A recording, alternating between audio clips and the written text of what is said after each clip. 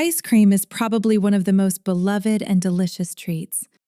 And when it's made at home, with just 3 ingredients, in just a few minutes, it's priceless. So today we'll make a delicious and easy-to-make ice cream. Make sure you're subscribed to this channel to be the first to see my recipes.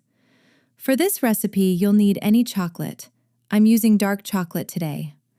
First, I break the chocolate into small pieces, and the number of these pieces will determine how many servings of ice cream we'll make today.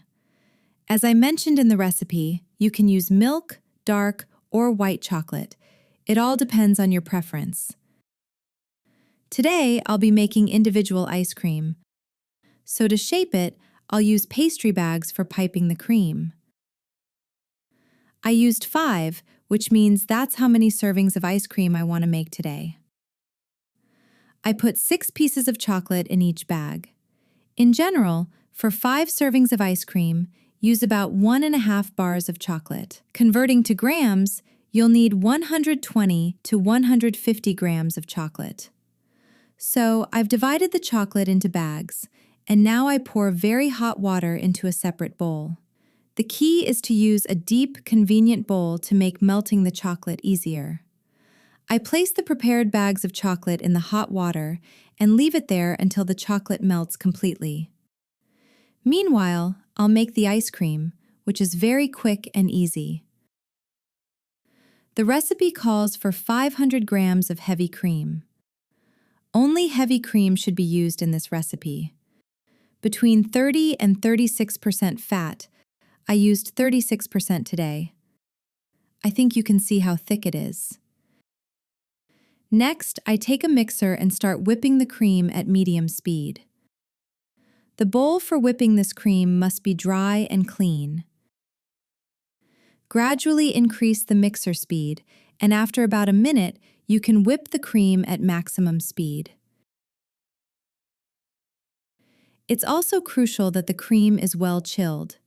If the cream isn't cold, it won't whip, or it won't whip very well. The cream will thicken and expand almost immediately. If you notice that the cream isn't whipping well, put it in the freezer for half an hour to chill thoroughly, and then whip it.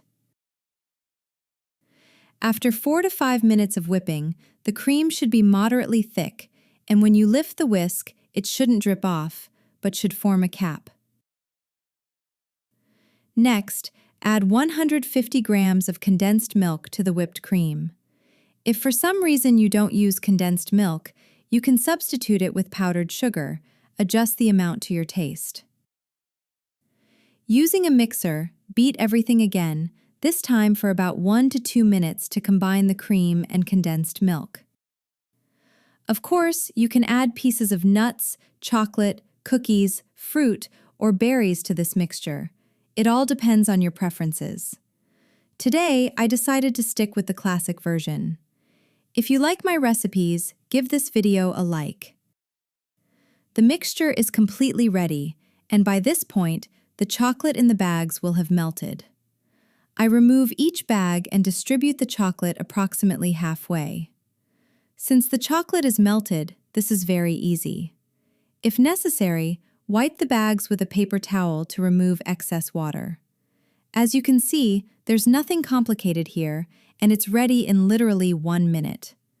I want to pipe the ice cream using a large pastry bag, so I use a large pastry bag to line the cone with the cream mixture. But this isn't necessary.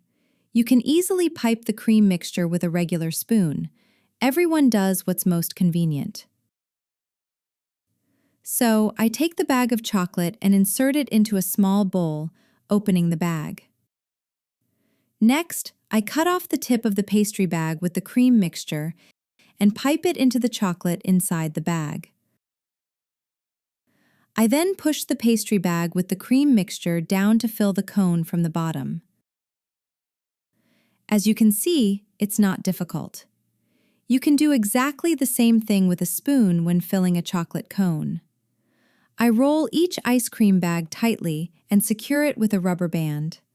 I think anyone can do it. I continue shaping the remaining ice cream cones in a similar manner. and it already looks very interesting and appetizing. If you have any questions or comments about this recipe, please leave a comment and share your experience with me and other viewers of this video.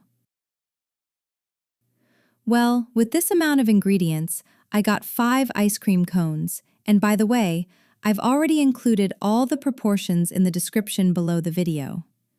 At this point, I put the ice cream in the freezer for 2 to 3 hours to let it set properly.